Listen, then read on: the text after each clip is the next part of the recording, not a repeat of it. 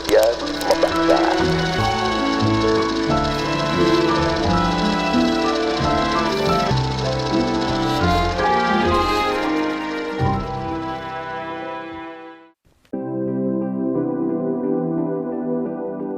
Birokrat yang menolak menggunakan fasilitas mewah negara, meski harus menghadapi jutaan ancaman. Mungkin menurut kita ini hanyalah utopia. Mari Muhammad.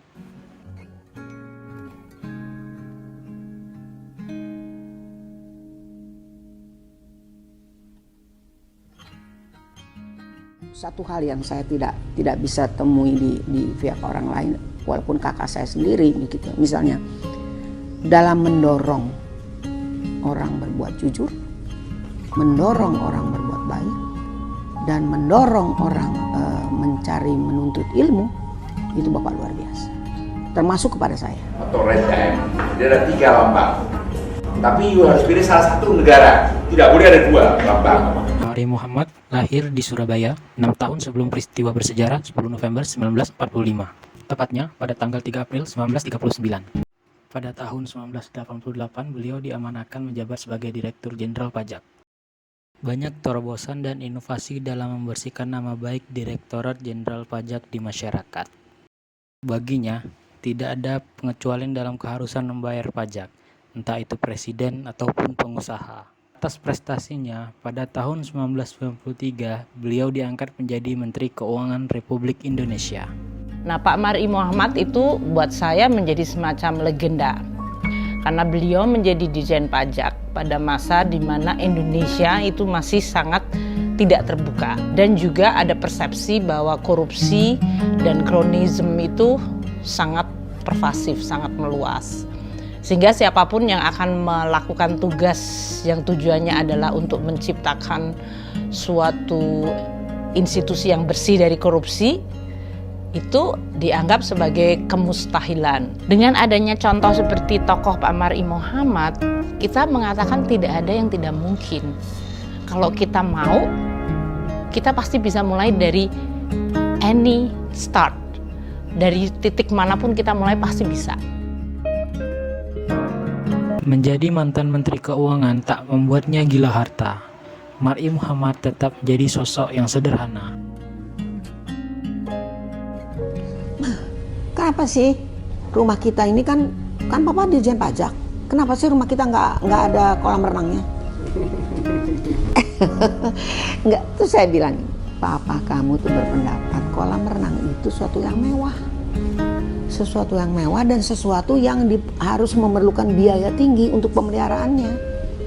Daripada punya kolam renang yang kegunaannya, toh kita bisa berenang di tempat lain. Lebih baik dananya itu diberikan kepada mereka yang berat. Kesederhanaan inilah yang ditularkan kepada anaknya hingga detik ini. Waktu mau terima penghargaan Bintang Mahaputra ya, waktu itu beliau naik kijang, ya mungkin kijangnya zaman dulu kali ya, yang jadul, dan itu hampir ditolak masuk ke istana karena mobilnya terlalu jelek mungkin ya. Sampai akhirnya itu buka pintu gitu, sampai akhirnya dia nunjukin mukanya gitu kan, terus dia bilang, saya Mari Muhammad, saya mau terima penghargaan. Baru Salma yang, oh iya silakan Pak gitu. Jadi kayak sampai beliau tuh hampir ditolak untuk masuk ke istana karena saking jeleknya mobilnya, kayak gitu-gitu.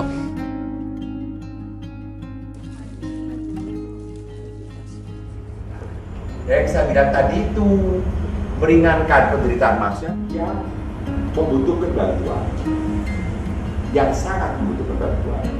Oke, apa sih Papa itu kayak kamus perjalanan buat saya. Ditanya apa aja, mulai dari sosial, kemasyarakatan, agama, itu kayak selalu punya solusinya, selalu punya jawabannya. Dan jawabannya tuh rata-rata memang semuanya rasional. Jadi memang masuk akal ya. Kalau oh iya benar juga ya gitu. Jadi itu sih. Kalau seseorang tidak amanah dengan uang, bagaimana dengan hal yang lain? Begitu salah satu kutipan yang terkenal dari Mr. Clean. Mari Muhammad diberi gelar sebagai Mr. Clean, orang yang bersih, yang berarti berintegritas, jujur dan tegas.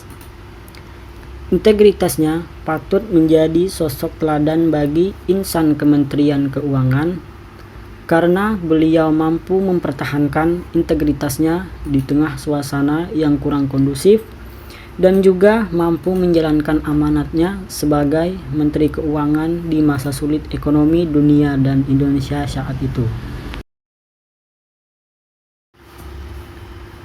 Nilai-nilai yang dapat kita ambil dari seorang Mar'i Muhammad adalah kesederhanaan beliau dan ketegasan beliau dalam memegang teguh prinsipnya untuk menjalankan kewajiban serta keberanian beliau dalam menegakkan hukum dan keadilan.